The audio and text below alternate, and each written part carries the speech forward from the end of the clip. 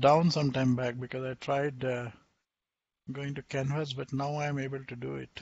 I can Yeah, I put think it might have. this. I also had issues with it a little bit earlier. Yeah, no, I It was think what you were timing or experiencing did happen. Yeah. yeah, the gateway timing or something like that. I was getting an error 504.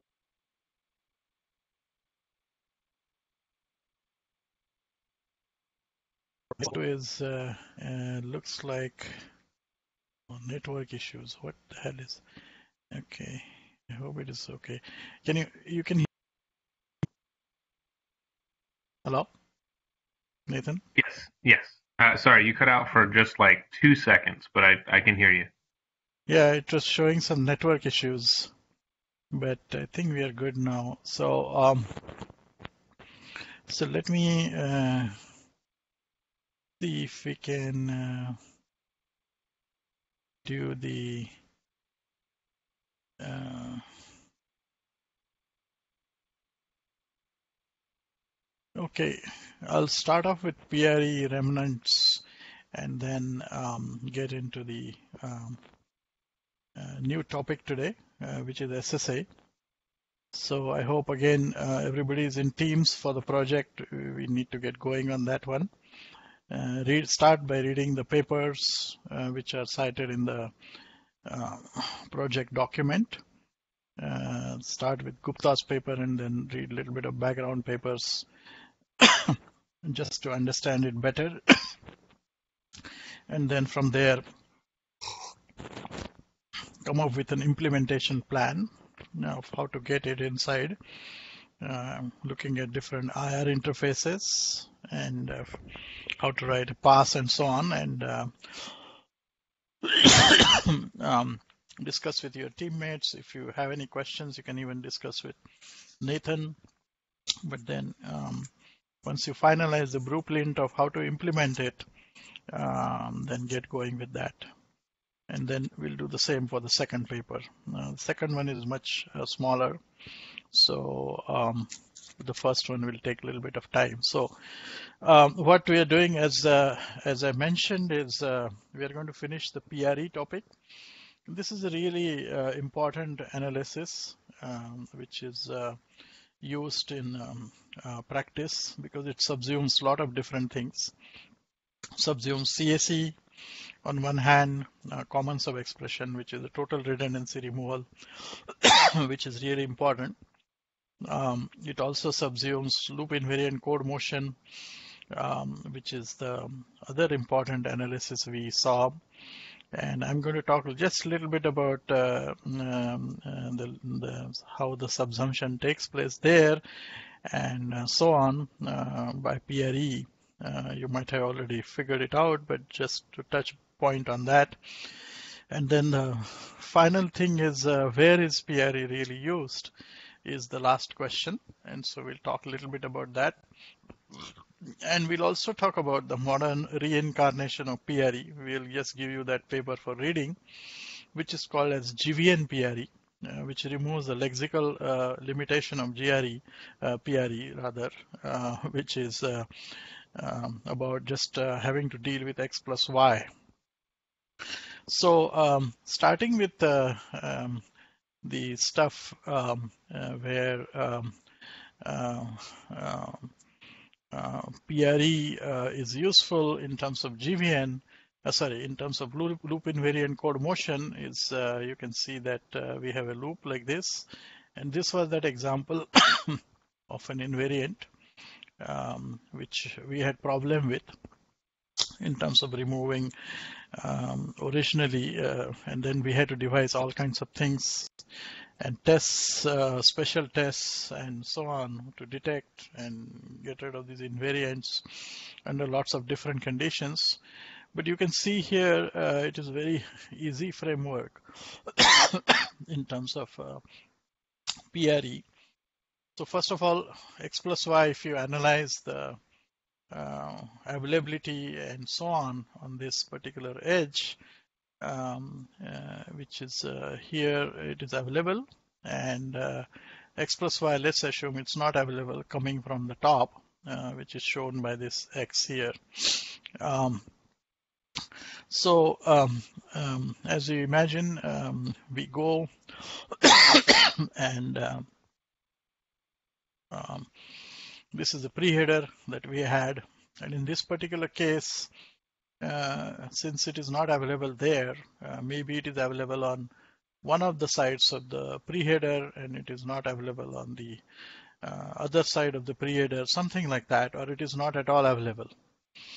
So on both sides, that is also possible, that it was never evaluated on either side, neither this side and not that side, and so it was not available. So what it will do is, again, if it were not available on either one of the paths, here let's call this as A and this call it as B. It will kind of first go back on these paths A and B as early as possible, and it will determine the right points based on, of course, the earliestness, which we already talked about, and it will start there. And since in this particular case it will start both on A and B sides and then keep pushing it down and down and down and down until it finds the right point wherein the expression should be hoisted. So let's assume that there was no evaluation of this expression. It was not available on any of these paths going backward. So it will get pushed again all the way down, and it will get hoisted here. So in this particular case, because of the lazy code motion, it will keep sinking and eventually it will land here on this particular block, and that's where it will get hoisted, and or actually more precisely, it will get hoisted on this edge here because it's edge-based placement. And then we can figure out how to not create an edge because it's a special case. It has no other successors, so it could go back into that block. But anyway, regardless of either one of these special cases, it will get sunk all the way to the latest point on that edge. And so x plus y will get hoisted there in case it is not at all available on either sides. And that way you can see that, and then we'll delete this as per so the insert will put this here, you can verify that. And the delete will get rid of this x plus y because obviously if it is upward exposed and then not later of in condition will be evaluated there, which is true. So when both of them are true, it will get rid of these as per the equation that we saw last time. So in that sense, this will get deleted and this will get inserted, and that's basically pretty much how we are carrying out the loop invariant code motion in the pre-header. The PRE not only does this, but it also, of course, solves the proper PRE problem. So that is the second case. And let me go back to that particular point, if we can.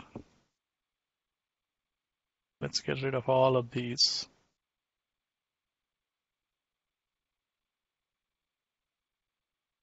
So you can see that, again, the point at which we are here is x plus y is available on the back edge, but is not available on the front edge. But non-availability on the incoming edge could be interpreted two ways. As we saw earlier, first case was it is not available on A and B. But now the second case could be that, yes, it is available on the A side, but it is not available on the B side. That is also another way of looking at non-availability. So this is the classic PRE problem, as you can see. And loop invariant code motion even if it took all these different measures and determine x plus y and put it in the preheader, which you see here. This is the preheader. This is our preheader. Even if you put it here, you can see that it still suffered from partial redundancy. And since we are running this through a PRE framework, what will happen is it will start going backwards along path B, along with x plus y, wherein x plus y is non-availability, path of non-availability. It will go up. And again, it will determine the edges and so on. And in this case, let's assume that after it does all of those things, for simplicity, it will push it on this particular edge, and that will be the latest edge, because after that it will come in the path of availability from the A side, the path A side, because if you put it in the block, then this block is in the path of availability from A side, so that is not the right point. So it will stop at where the circle edge is, this one, and it will hoist it there, and that will take care of the redundancy, partial redundancy, and it will also solve this particular problem of loop invariant code motion in the proper way, and it will get rid of x plus y, of course. And here there will be an insert where I just tick marked on the path B, and there will be a delete there because of the availability of the expression now being there from that particular preheader block. So in this way, the PRE has not only solved the original problem of putting it just in the preheader, but also gone beyond and put it in the right place when the preheader has a partial availability. And so this is subsuming that particular framework. So that is why we are using PRE here and not loop invariant code motion. And the other cases of PRE which we saw, of course, they hold. They will push it at the right point as late as possible, and evaluate it and delete the expressions and so on. So very powerful framework. Edge-based framework, this is, of course. And then, as I showed earlier, even if it places an edge, for example, if it places on this edge, there are ways to remedy this. For example, it could go to the predecessor basic block in terms of placement, because that is where there is still a path of non-availability. And provided, of course, it doesn't have some problem in terms of something like anticipatability issue. That may be the reason why it might be just not allowed to go up in the first place. So worst case, of course, it will lead to edge-based placement. There's no other way to do that. So in this case, for example, if we cannot move this into the predecessor basic block, because on this side, if there was no x plus y evaluation, then obviously we are creating a path which is elongated here, and so that moment is not correct. But in case this edge itself was not there, all this was not there, and it was just a matter of lazy code motion, pushing it on an edge, because that's the way the framework has been designed. The later in edge is join is, this is really the join, and because of which the latest part is this edge, not the block. And if it had pushed in there, we can remedy it by going one step back and checking if it's still okay to put it there because of no anticipatability issues being found there. So that's another fine point I want to mention in terms of placement. So after doing the final placement, check is done. If we can avoid this extra edge being cut and the PRE being placed there, if we can, we do it going to the predecessor basic block. Of course, Not always we can do it because of the, of course, in terms of the elongation and anticipatability issues, which we had to leave it there and live with this particular problem. As I said earlier, so that's one issue. The second issue is, of course, we cannot get rid of completely redundancy. The reason is, again, the elongation of the path. And because of that, you face an issue, which was the case earlier, which I had drawn, that the earliest edge is somehow limited here for placement. And you can see that in this particular case, this is where maybe this is where we had to place it because maybe there was an availability on this side. And so this is the latest stage in some sense. I'm just creating an example wherein we had to put it. And we couldn't have, of course, moved it anything earlier than this because of, again, the x plus y not being evaluated. Acceptability problem limited us to leave it here. And what it means is, of course, this was not available. And this non-availability means could be partial availability. It could be something like this, that x plus y was generated here and was available. X plus y was never evaluated on this side and non-available. And so you can see that by placing this expression over here, x plus y, you still have a partial present because of the path coming like this. But that is inevitable. We can't really get rid of it under the current framework unless we do something like a control flow restructuring. And that is done. So there are very smart people in this field who realize that was also a problem. And so the things that we are going to read here is how to do the complete removal of PRE, very interesting paper called COM-PRE, which is by Bodik and Gupta.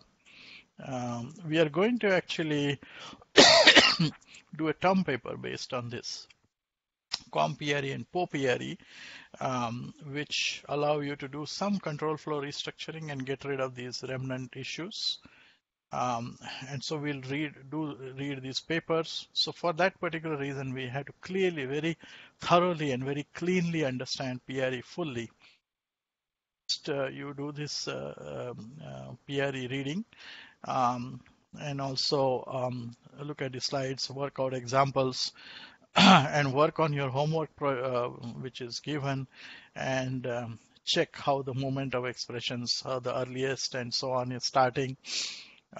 So these predicates are, by the way, per expression basis, and they get evaluated with regard to an expression, just like we are dealing with x plus y. So whether it is available here, whether it is earliest there, whether it is later in, it is all on a predicate by predicate basis, and that's basically how they operate, and then they decide the placement. So I suggest you go through it very thoroughly. Work out these examples, take some more from your own, check out all these different cases, how PRE subsumes, for example, CAC. I already showed you how PRE subsumes loop invariant code motion, but do more complex cases of loop invariants and things like that. And including some cases maybe where you should see that it was not really detected as a loop invariant in the classic sense about the dominators and all these conditions being true. So see how PRE deals with those as well, and how it remedies, or whether it remedies or not. And obviously showed you one case here which is doesn't allow you to completely remove it. And we will read these papers, PO-PRE and COM-PRE. And we'll try to answer a few questions and understand these given our understanding of PRE. So PRE is the advanced data flow, and so this is sort of the most advanced data flow we'll be looking at. There are other advanced data flow, but they are sort of very synonymous or similar to PRE, and they're not that much used in practice. So what are those? But before we do that, just list those. Where is PRE applied? And that's the question that needs to be answered. So PRE, although it subsumes all these cases of loop invariant code motion and partial redundancy, as you see it here, and so on, has in the current form one limitation, which is the lexical basis of PRE. That is, we cannot really remove x plus y and p plus q, even though they are equivalent in terms of their values. Now, this is really an important issue. How to detect that equivalence is itself a problem. And so one way to do that is the SSA-based value equivalence or global value numbering, which we call as GVN.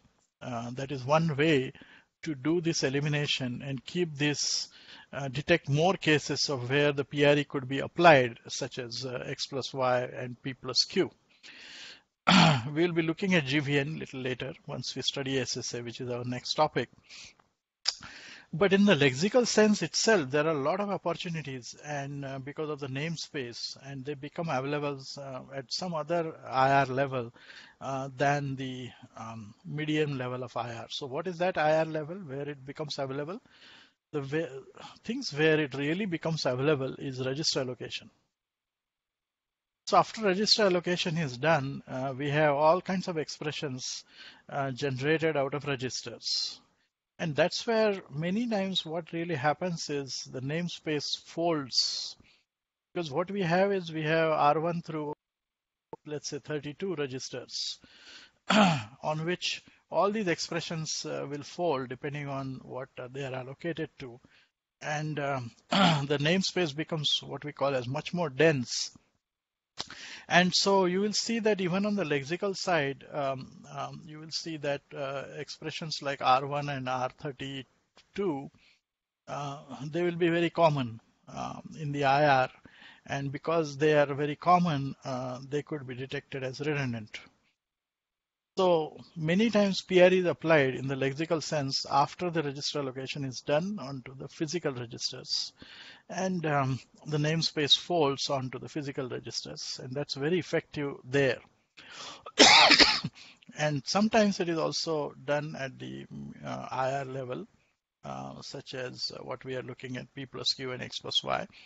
But then its effectiveness is less, and to increase that, we do global value numbering and detect that x plus y and p plus q are equivalent, and then we'll run PRE on this particular with this particular knowledge.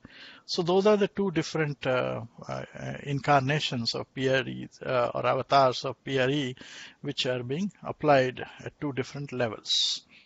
So that's about all I have about PRE. Are there any questions about understanding of the PRE? Because I do want to pause here and answer any of those, and then move on to the SSA as a topic.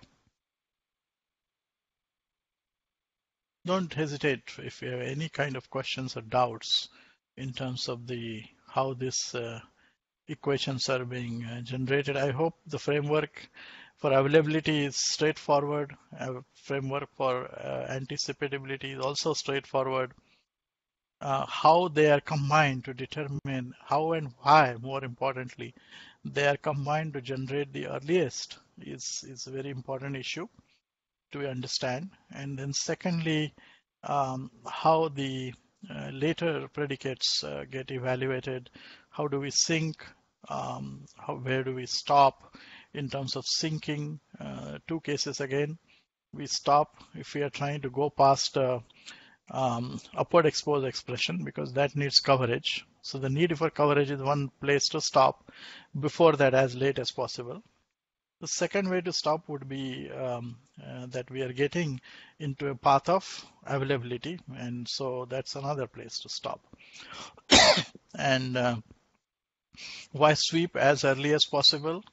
Obviously, if you do not sweep, the non-availability could mean that it is partially available, and you would still remain partially redundant and not take care of that part, because what you should have really done is covered the upward expression from where some partial availability is coming, and placed it at the right point, so that you are not in the path of availability anymore.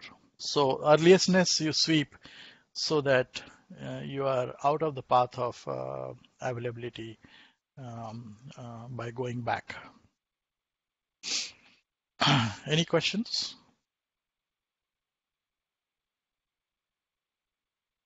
You can always come back and ask in the upcoming office hours. Maybe once you do your homework, you will have a better understanding. So with that, I think then if there are no questions, I'd like to move to the next topic, which is how to change the data flow analysis itself by bringing something into the IR, which allows us to very cleanly know which is a value which is present where. And I think that's the basis of SSA. And let's move to that one. Okay. So I'm going to switch to the SSA side of the presentation. Share my screen.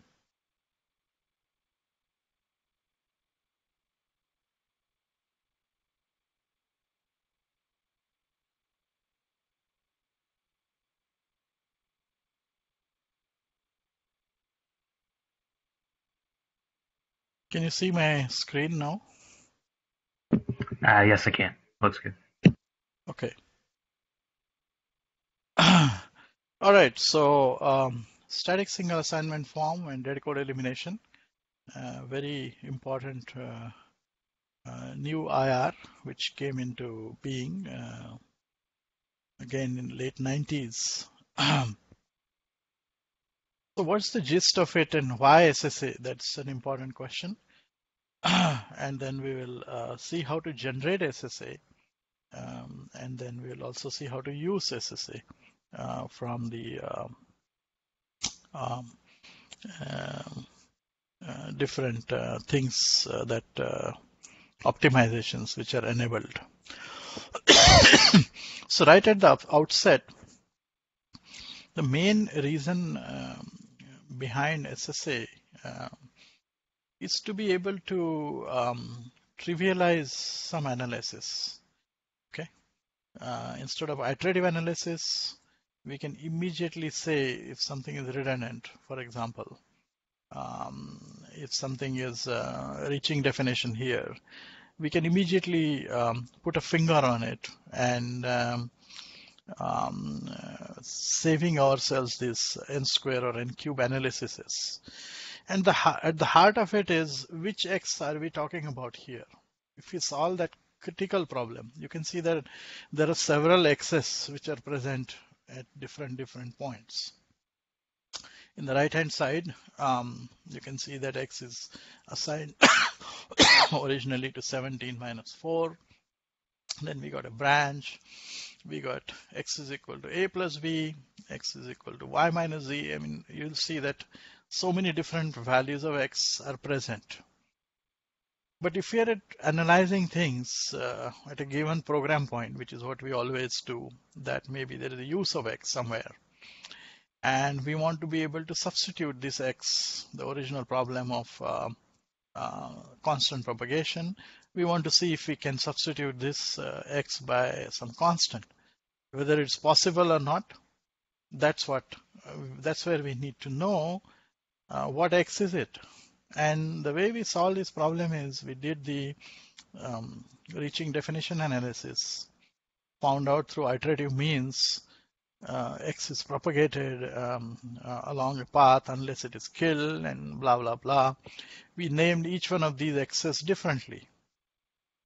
So we call the first one, let's say X1, and the second one we call as some X2, based on maybe the definition point. But the label is unique.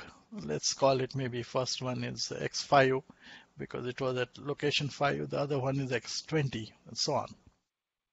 Doesn't matter. So when we found the reaching definition, whether it is X5 or X20, we realized that, oh, this is a value which is reaching here, and then we wanted, so first we had to do this iterative analysis, which is square or cubic, and then we had to bind these values of X5 versus X20 to the point where we are looking, and because of these reasons, you could figure out what to do with this X. If it's a constant, whether it's the same constant, whether one is a constant, second is a variable. Those were the problems.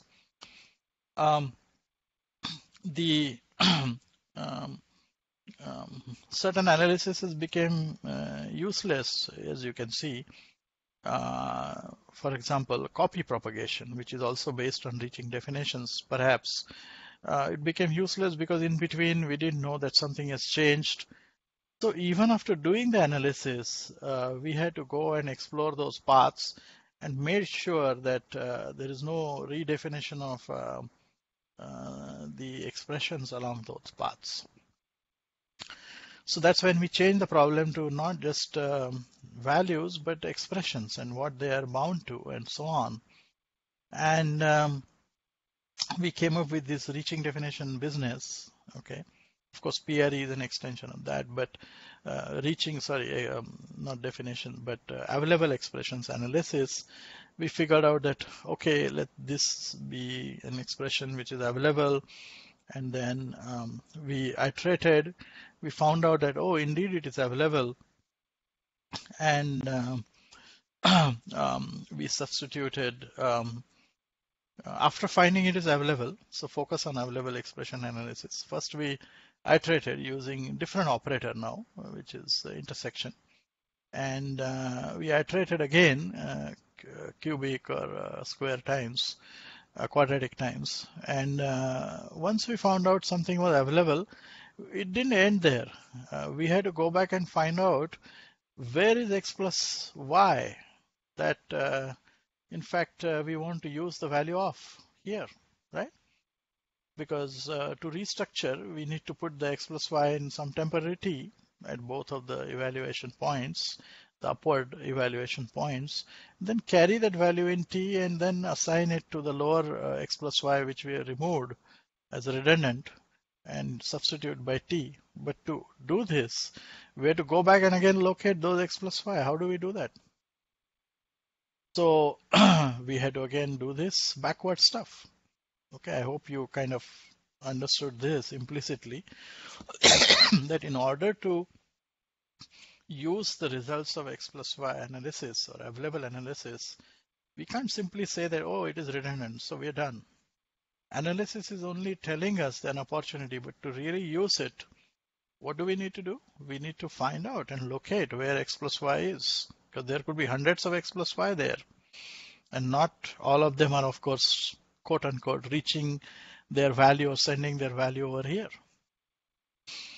So on all paths, we must go back and locate x plus y, the relevant ones. We had to traverse backwards and locate them, find the relevant x plus y to a given redundancy that we are removing, put temporaries there, and then substitute x plus y that is redundant with that temporary.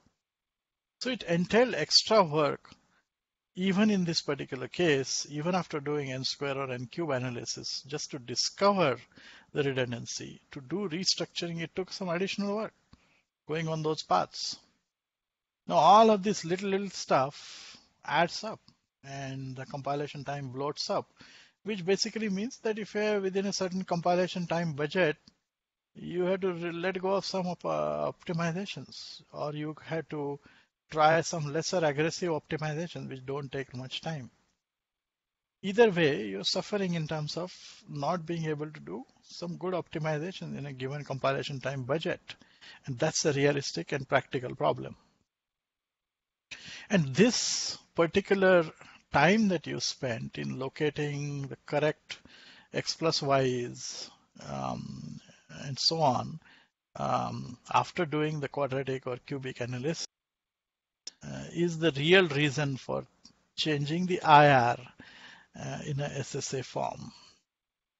And here you will see that if an expression is redundant, you'll immediately know which is that particular expression or the values which feed to that expression, where to find that expression and get rid of the redundancy right away.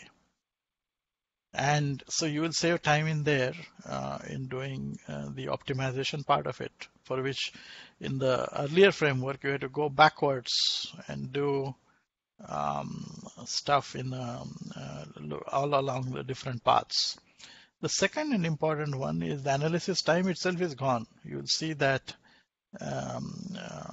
you don't need to do available expressions and all these. The way they are, the renamed variables will show the redundancy right then and there, and it will all be visible right there. There may be some which is still remaining, which is not made visible by the namespace of the SSA, but those are some simple ones, and we'll have a way to deal with them by going through certain very simple procedures which are much lesser than even the size of the program, which are not even order n. In fact, much lower, which is just relates to the namespace of the variable. So, and that is the way the SSA will try to bring in the uniqueness of a value in a particular region and will assign a name for it.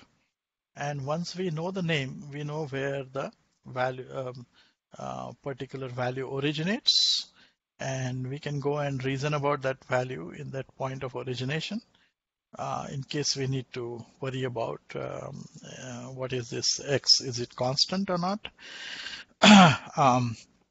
We can immediately go back and check it in a very quick manner, and we'll build something similar to our DU chains in this particular case, which is called as the SSA edges, from wherever x sum originates to their use, called as the SSA chain. But what is the big thing about this is we will name all the x's and their derivatives which are obtained by mixing them at a given join point to unique. SSA is all about giving unique names to the variables at their birth point. So let us understand what exactly is the birth point. So you can see here that all these names which are being assigned certain values in our traditional IR, they are of course the birth points of this x. The first x is equal to 17 minus 4. The second one is a plus b. So we'll end up giving two different names to them. Maybe the first one will give x1, the second one will give x2. And you can see that it's very easy that to see that at the first point, wherever we are splitting or doing a branch, the same name will be prevalent on both sides. If the control comes on the left-hand side, you will still see x is equal to 17 minus 4, of course, before the name is reassigned to x2. So in that region, at the top part of the graph where there is a split edge, on that edge on the left-hand side, you'll still see x1. Similarly, on the right-hand side. And the same process will continue. But now let's focus on the right-hand side. So If we take another fork there, which is x is equal to y minus z, till that point, the first name itself will carry the value. So let's call it x1. So x1 will exist there. X1 will also exist on the right-hand side of the branch pattern, where we have these right-hand side fork. But on the left-hand side fork, of course, x will get redefined to x3, let's say, which is y minus z. Now the big question is what happens when we come to the join point, which is the first red arrow where it is being shown. You can see that after the join point, we have only one of the two x values which is prevalent there. One which is x3, if we had come from the left hand side, x3 is the one which will go through further. But from the right side, it will be x1, which will be going further. It will never be x2, for example, over here at this red join point. It will never be x2. Either it will be x1 or x3. And so we could establish that maybe there is some x4 here, which makes a selection out of x1 versus x3, and we call that as a x4, and then x4 continues from this particular point. So x4 in short has encompassed the possibilities of which values will potentially come to the red value. It could be either x1 or it could be x3. Not really x2. X2 is on the left-hand side of the branch, which is a plus b. So by doing this type of some analysis and by figuring out at each joins which is the value which is sort of being represented, and it could be either a single value sometimes or a combination of certain values between the selection of those values. Let's say 2 values or 3 values, it could get selected out of that. If we somehow generate this form which reflects this a single value, which is sort of coming there at the join, or a selection between, let's say, two values, like what we showed, that is called as a phi function representation of the value. So what happens is there is a phi function at this join over here, the first red arrow, and that is like a gating function between x1, which comes from the top, from the right hand side, and x3, which comes from the left, and it's like a switch. It admits one of the two values based on where you have come in, and so x4 in this case will be either x1 or it will be x3, and there will be a phi of x1 comma x3 in this particular case, and so that's how we'll represent this particular IR. So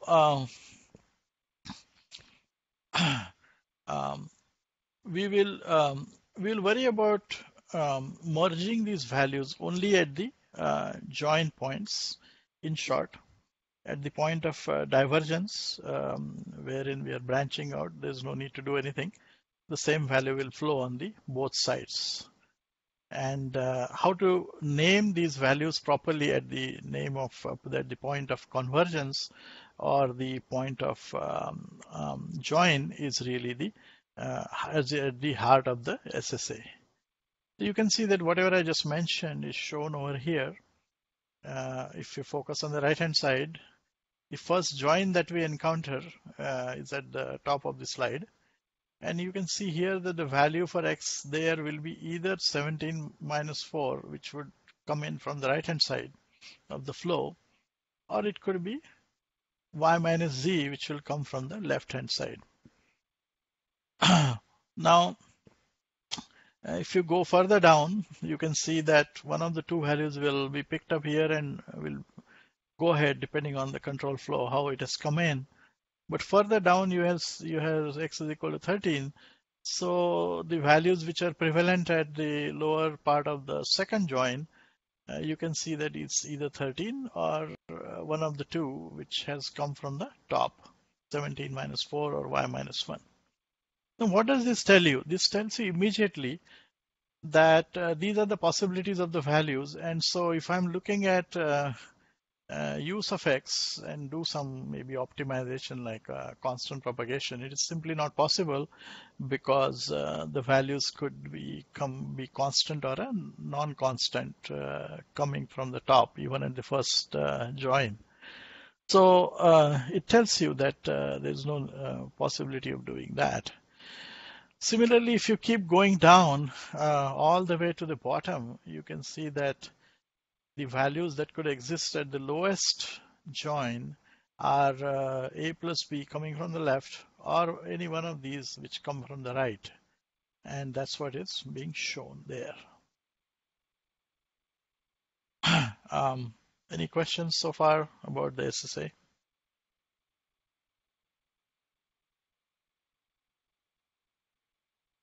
Okay. So as I said, we insert these new variables which reflect one of the choices of these values at the join points. And so if we introduce x3, let's say, which is or x4, which is a choice between two different values, which are not sort of captured here, we could do such choice at the first join, the second join, the third join, and we could call them as new x's, x5, x6, something like that. Whatever the names are, that also doesn't matter as long as they're consistent with the use of the value.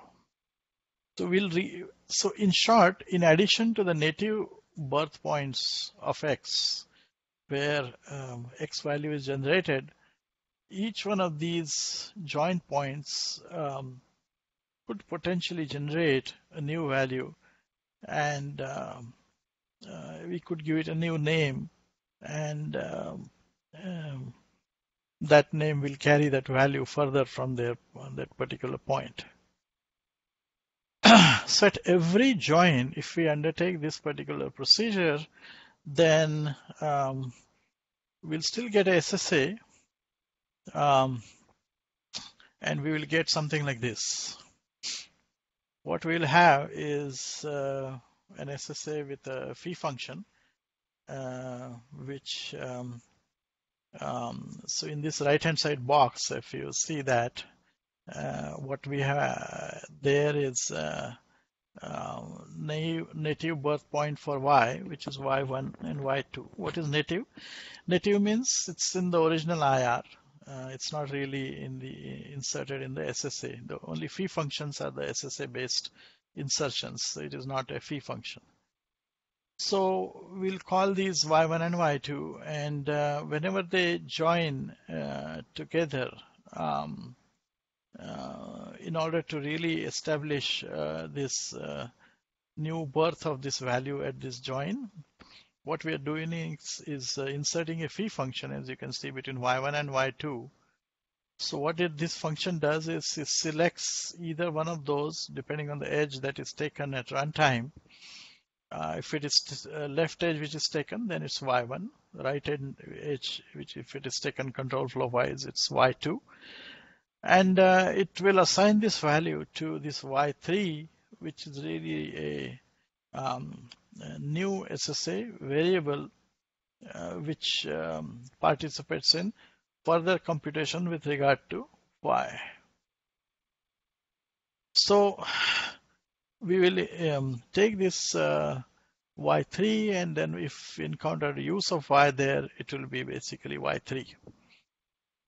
So what we could do to convert a simple SSA to a simple IR into SSA, simply what we could do is take these joins, find out which values are coming from where there on each edge, and then put a phi function between them, and put which is also a getting or a selection function, which will select the value on the edge which will be taken, and then on the left hand side we'll call that as a new value and propagate things further from there. Now many times this is superfluous. In other words, it's not a good idea to put this particular join function or this particular phi function at every join. And so this particular SSA will become what is called as a maximal SSA. And that means the optimization will of that SSA will go through some unnecessary phi functions. And so we don't want to do this. We want to do this only when it is really needed. And that is what is called as a minimal SSA. In other words, unless these values are different, as you can see, y1 and y2 are different values coming on two different edges. There's no need for a phi function there. What if y1 and y2 are the same value, something called as y1 on both sides? There's no need for this phi function. And so we don't want to build this phi function when there is no need, and we want to get rid of it to begin with. And it's not that we want to insert then get rid of it, because that becomes a very tedious procedure. As you will see, the SSA building is basically an incremental procedure. In other words, first we'll insert one phi function, generate a new value y3 out of it. Now that y3, where it merges some other value, will generate y4 and the phi function for that. So it's like dependent on the new values that we're inserting. And so we don't want to first insert all kinds of values and then remove them, because it will take again a huge amount of time. During the build process itself, if y1 and y2 are exactly identical, we don't want to insert a phi function. And that's the basis of building a minimal SSA. And that's what we'll look at. So a simple way to build SSA would be, and this is of course not now how it is done, and we'll see obviously a complicated way, but which is also very clever way, and which is good in terms of compilation time, which is good in terms of not adding unnecessary phi functions and so on. That's the SSA we'll work on. But a simple way to build SSA, and it's in the first few years of SSA, that's how they did it. So first they will pick up every join. So there's no such thing as minimal SSA. Every join is a candidate for a new name. So they will put phi functions. Then they will run reaching definitions, which is our framework for finding out who is going where. And then they will use that reaching definition functions to systematically give new names, capture them, and for each use, we'll assign a definition that reaches, which is unique based on the SSA generation algorithm. And roughly, that's how we'll generate the SSA based on the reaching definitions. But again, as I mentioned earlier, what's the point of doing the reaching definition business, which is iterative, which is n square or n cube? Finally, we are back to square one. Maybe the IR we have changed. Maybe the only use side of the IR is good, but the generation side is still problematic, and order n square time will dominate overall compilation time. So we don't want reaching definition framework to build SSA. So now we have exposed two problems. First is we don't want to do it for every join, number one. Second is we don't want to simply use reaching definitions, and we want to put these phi functions, and how to do this efficiently and without running the iterative analysis is the whole crux of SSA. So remember two things.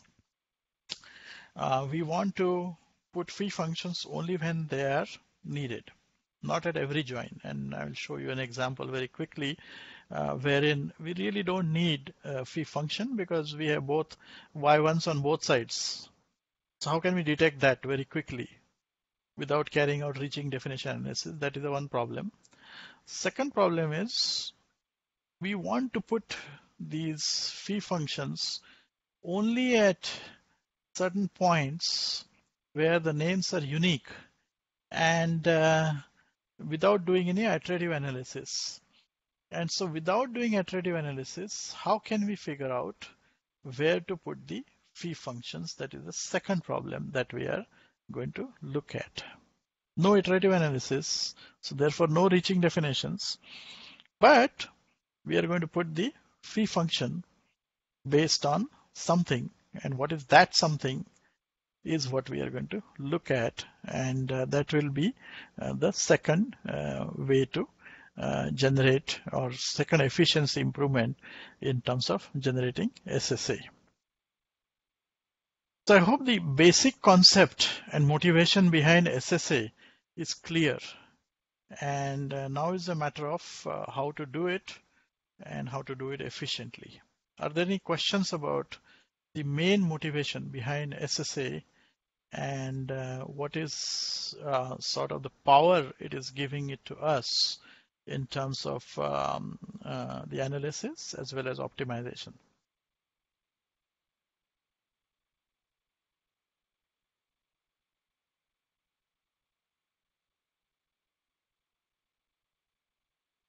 Any questions related to that?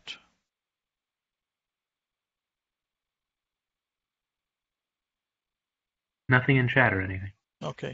Any questions about why we don't want to use reaching definitions as the vehicle of generating SSA, or any questions about why do we really worry about minimal SSA and not put phi functions everywhere?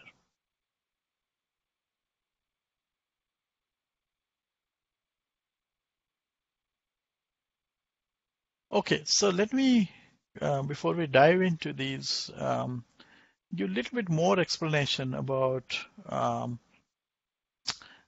this, some of these fundamental questions about SSA, which I think we must be very, very clear about.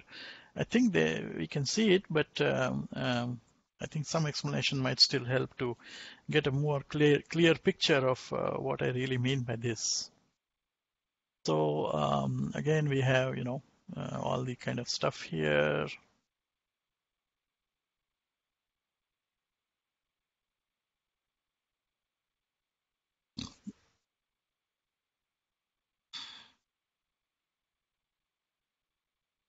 And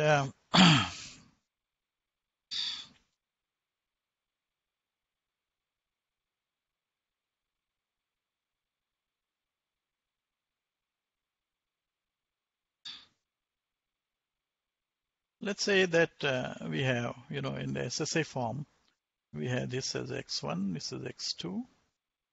And over here, I'm going to put a phi function between, you can see x1 will come where here, and x2 will come where there. So it will be a gating function between x2 and x1, and let that be evaluated to some x3. So in short, from here, we have x3 which is prevalent. Here we have x2 which is prevalent, x1 which is prevalent here, x1 is prevalent, and here x3 is prevalent. So what our goal here is this, that after we do this definitions being assigned in this particular way to SSA variables, we'll also assign their uses and change their uses to the respective XVALs. So here what will happen is, let's say this prevalent Y in this region is Y5. Okay, fifth definition of Y is prevalent all throughout. So X plus Y expression here will actually be renamed as x1 plus y5. Okay, got it? Now let's consider an x plus y expression here. What will that be renamed to at the bottom of the basic block? That will be renamed to x3 plus y5. You can immediately see that these two expressions are based on two different variables, and therefore they are not equivalent to begin with, and so they will never be considered for redundancy elimination. You'll see the same exact thing based on our analysis. That should be the case. But the analysis will cost you iteration and so on. After we do the SSA step here and rename it, the moment we have the expressions which are based on x1 plus y5 and x3 plus y5, they will never be considered for redundancy. On the other hand, take a simple example that we have another expression here in that second basic block on the right hand side, and that will also be renamed to x1 plus y5. And you can see now that because we have two evaluations of these, the second will be redundant and will be eliminated. So whenever there is a redundancy, we'll immediately know about it because they will be based on exact same variables or values. And just by doing their matching in terms of their names, SSA names, we will be able to detect the redundancy. And if they are not matching in terms of their SSA names, then we'll have to establish a deeper property, which is going beyond names, which is a value-based analysis, which is a different analysis. And that's, of course, very different. Now, that also is enabled by SSA, but that's a different analysis. We never did redundancy based on, just to be fair, we were always just doing the redundancy based on the namespace. And so if we stick to the same paradigm here and use SSA, immediately, since the SSA names are really transparent to what the underlying values are, we will find out that x1 plus y5 is a very different expression than x3 plus y5 in terms of the value. And the reason for that, of course, is that you can see that the SSA join point, we could have a possibility that x2 is coming in. So x3 could be either x2 or x1. So x3, if it happens to be x2, obviously this bottom expression here will be totally different because this will evaluate to x2 plus y5, and that is not the same as the top expression x1 plus y5. And so this sort of non-equivalence of expressions in the namespace is exposed immediately by the SSA.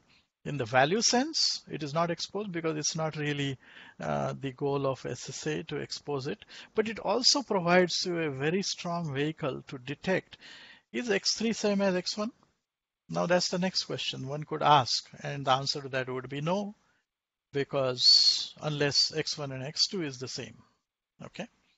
So it also gives you an opportunity to go back to the original sources of non-equivalence of the two values and then reason based on those and so on. And that lays the basis of what we call as a global value numbering.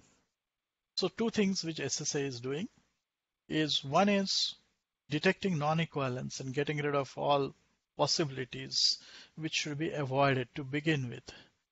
And all the possibilities which are good and which are there, it immediately captures, which are like x1 plus y5 here and x1 plus y5 there. And it will immediately do the redundancy there without doing anything further. In terms of the non-equivalences, if you want to drill deeper into them and decide on underlying values, whether they are equivalent or not, it also gives you that basis based on the reasons of non-equivalence, which are the parts of sub-expression, which are like x2 and x1. And then now we'll find out if maybe both of them are derivatives of u, let's say, which is the same variable. Now, that is a question which SSA will very quickly answer and say, yes, oh, x1 and x2 are indeed bound to the same value, and therefore we could still do this optimization here, things like that, especially if the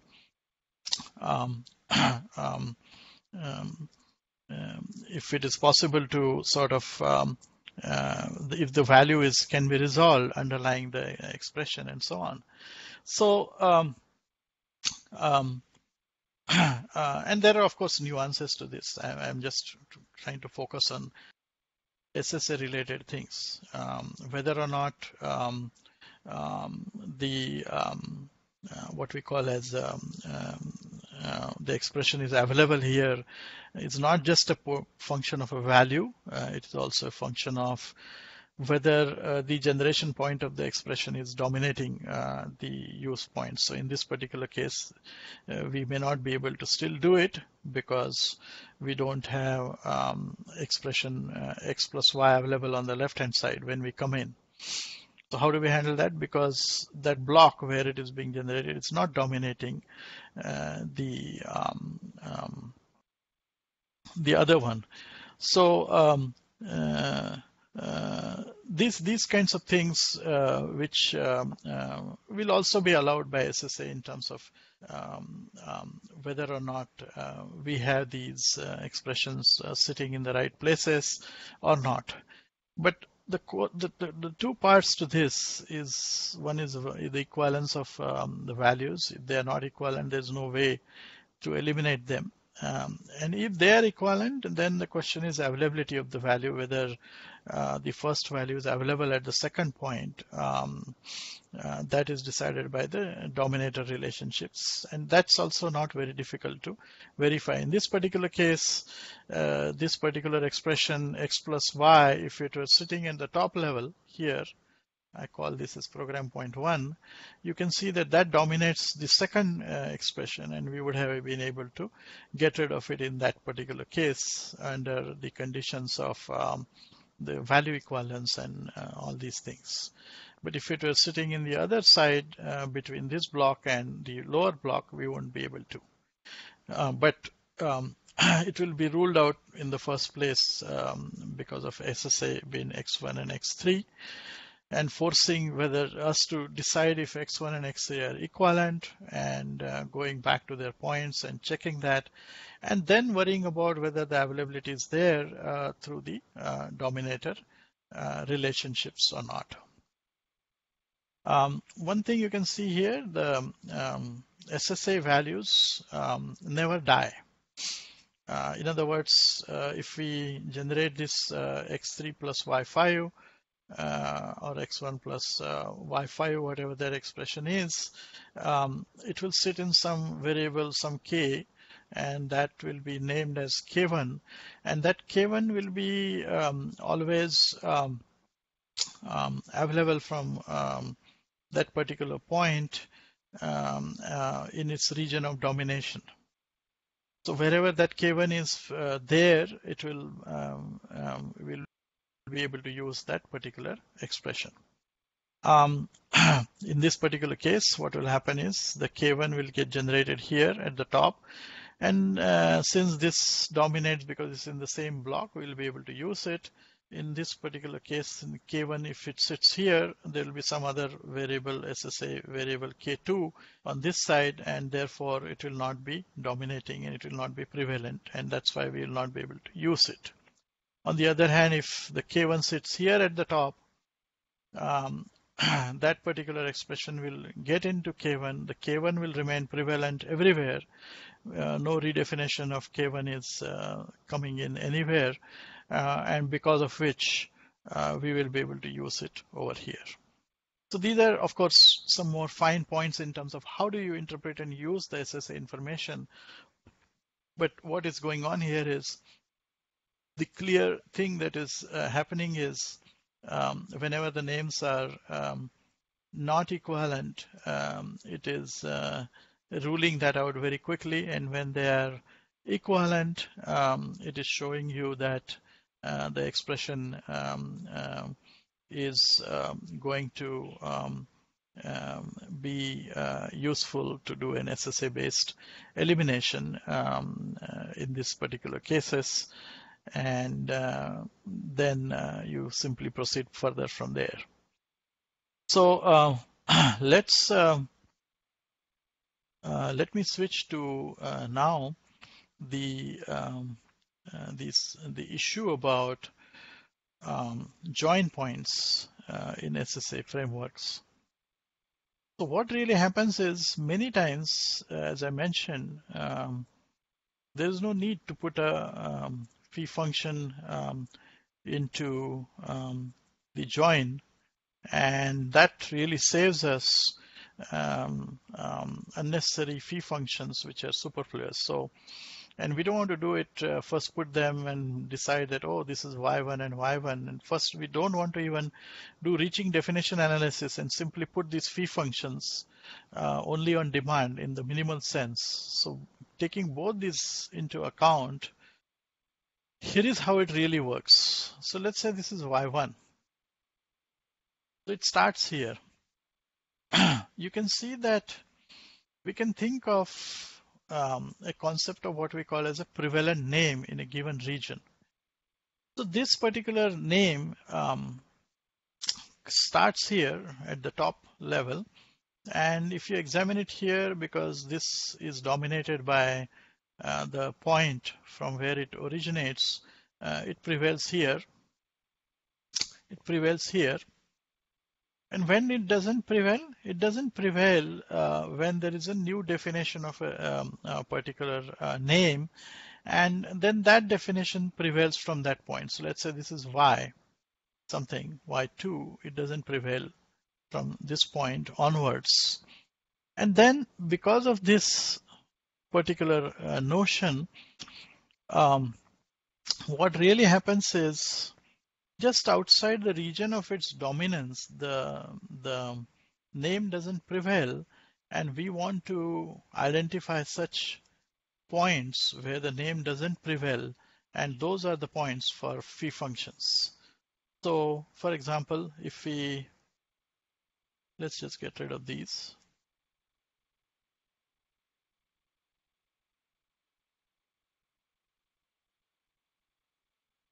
Okay, so if we have y1's definition point in the top part, you can see that it will dominate all of this, including this. And so there won't be any need for a gating function or a phi function with regard to this particular region. However, now consider this case that we have, another branch here, and this branch now meets another edge over here, and somehow this basic block B1, and let's call this as basic block B5, B1 does not dominate B5. What it means is this control which is coming in here can come independently of B1. So when this control comes into B5, this could bring in another definition here of y. Let's call this as y7. And so this is the point where we must put a phi function, because this is outside the region of its domination for y1, and where there could be a prevalence of another name. So the moment we detect a prevalence of another name, we must put a gating function there. And that will be right on the outskirts of my region of dominance. As you can see here, all this region over here, which I circled with a big circle, y1 will be the only name which will be prevalent. There won't be any other name. And over here, there will be two names. One is y7 coming through this edge, and y1 coming through that edge. And we must put a gating function there. So we avoided putting any gating function here, which originally we had in the maximal SSA. So how do we do that? It is simple. We take a name, we take a basic block, find out its region of dominance, and within that, we simply don't insert a name, a gating function with regard to that definition. And if we keep doing that, and we find out the points at which we must insert these phi functions, that's a minimal SSA. So let's take this y1. This is the region of dominance of y1, and I don't see any reason to put any phi function. But I just go outside the region of my dominance, and I find out a block where I won't be dominating that block, like B5. So I means who? I means the block which contains y's definition. That block will not be dominating this block. And I find that for current y1, such B5 where B5 is not dominated by B1, and whereas the predecessor of that block is dominated. by me. So there is no, that name is prevalent there. Okay, as far as this block is concerned, y1 is prevalent here.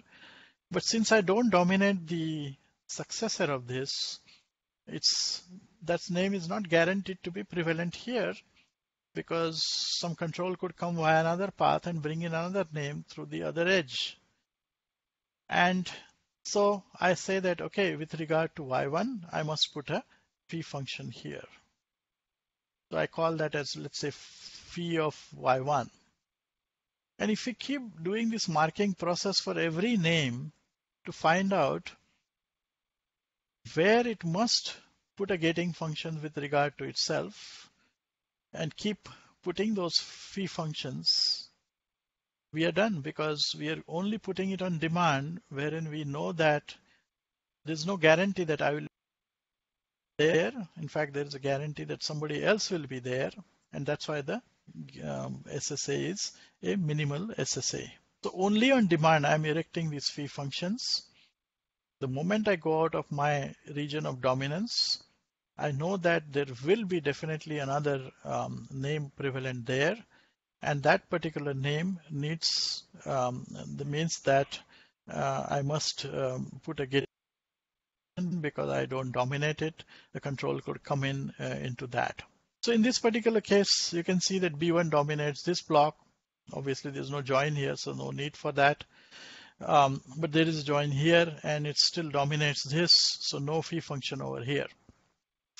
However, B5 is where B1 does not dominate, and so therefore Y1 will erect a phi function over here. Now, similar way, let's see if we have something like Y2 here, then what happens? So Y1 never erected any function, any phi function here. Note that as well. But now with regard to Y2, so we'll do the same thing. So what will Y2 do? So no, originally Y1, again, I want to emphasize that in this big circle region, no phi function due to Y1. What about due to Y2? We'll do the same process. We'll find out the region of its dominance, and the moment we step outside that, that block, the first block where I'm not dominating, is where I put my phi function. So now you can see that this Y2 dominates only itself. It does not dominate this. And so because of Y2, I will erect a phi function here. Okay. So this phi function erected here because of Y2, and it will have two arguments because there will be two edges along which the two names are coming. Now you can easily see for this particular function, one of the edges Y2 will come as the incoming input, and on the second edge you will see that Y1 will come. Now, of course, how to populate this phi function will be another issue, but what it is simply showing is this, that right on the outskirts of my region of dominance, I must erect a phi function, and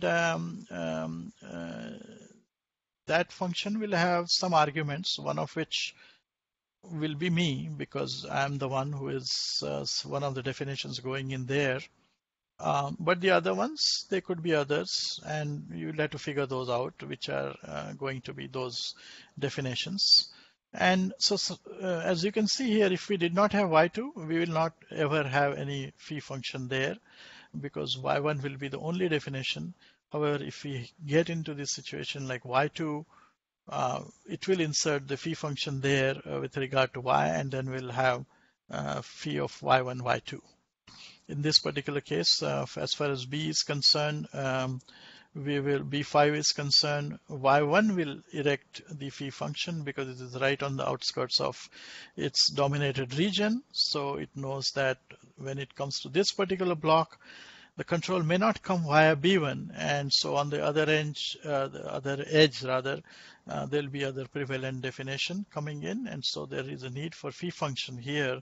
And so this is erected by Y1 or B1, and so this particular function will be Y1 here, coming through here, and Y7 will determine that. So, and then of course the new SSA variables which result from this will be under your control. What do you call them? You will call them maybe appropriately. This is something like Y5, and this is something y9, something like that, and they will prevail into those particular regions further from there. So in short, in non-reaching definition oriented SSA generation, what are we doing? Out the definition points of the variables. Each definition point is taken individually. We find the region of that particular definition point. That is already given to us by, of course, our dominator trees and all these kinds of things. Now we also find the basic blocks, not just one block, but all the blocks which are successors to one of the blocks which I dominate. So for example, this is a successor, B5. So this is one candidate.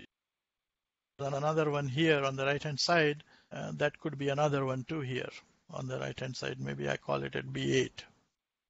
So I find out all the ones which are successors to the nodes which I dominate, and I erect phi functions in them, and I repeat this for all the definitions. Definitions of y, definitions of x, all the definition points, I keep doing this, and I erect these phi functions, and from there I generate new SSA variables like these. Now I must continue this process because these are the new birth points that I have introduced, and in turn they will propagate somewhere, and then they will meet some others like shown over here and insert their own phi functions, and this process will keep iteratively happening, and once I insert one phi function, I will take that as the next definition point, and using that I will find out its phi function point, and I will keep doing this across all variables, and when I cannot introduce anything more, I will terminate. And that's basically the phi functions insertion stage of SSA. So we'll stop here. What is the important thing?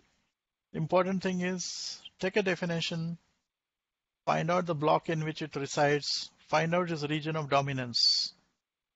Take the blocks which are right on the outskirts, and that's where you insert the phi functions. And then repeat the process from there for the newly inserted definition points, insert their phi functions, and so on, and until convergence.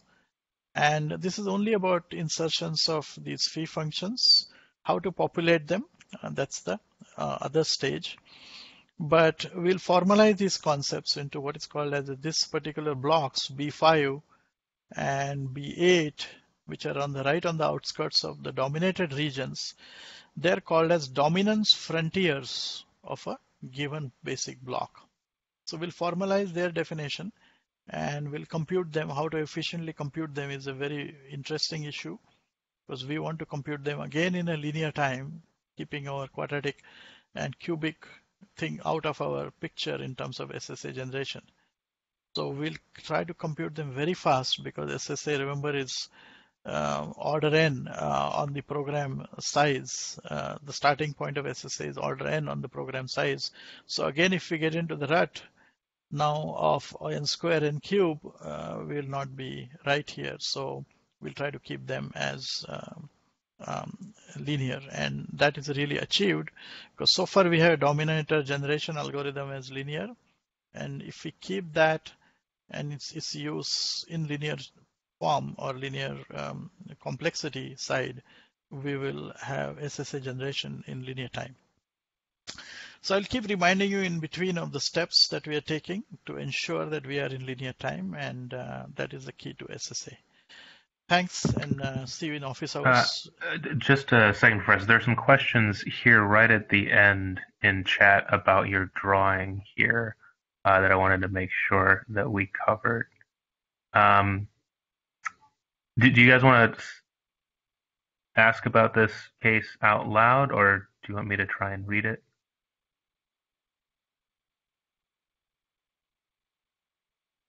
Either way, you can is a good. Yeah. Okay. So they're talking about I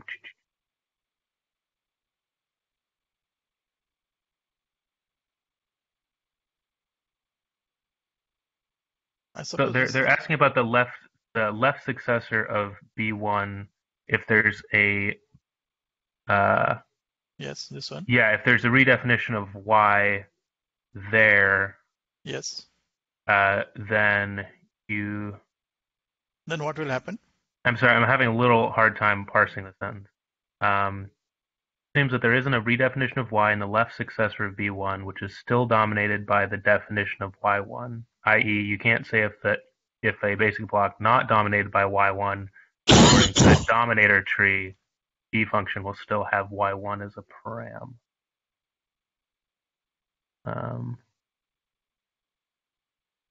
Over here, Y5 is there. Right, yeah. So I guess I guess I think the what they're question is saying. whether this particular phi function will have Y5 or will have Y1. I think you're right. Yes, I think that's the Okay. question.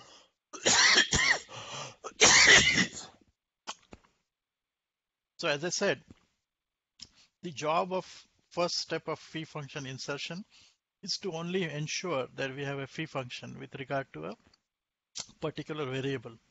So here we'll have a phi of y, okay, with 2 arguments. Now who will insert that? So first we will have inserted that because of the region of dominance being outside because of B1. And then when we comes to Y5, and if we analyze that, this is also not dominating. So it would try and insert phi of Y2, but it will of course see that there is a phi of Y already in place here.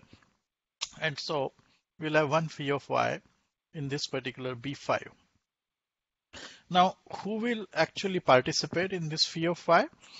It will be the reaching definition, which will be participating in this. And we'll have a very quick way when we do the renaming of finding that out. So here it will be Y5, not Gotcha. Y1. Okay, thanks. Sounds good. All right, thank you. Appreciate the clarification. All right, I guess we swap over to office hours. Okay, see you in office hours, guys. Thank you.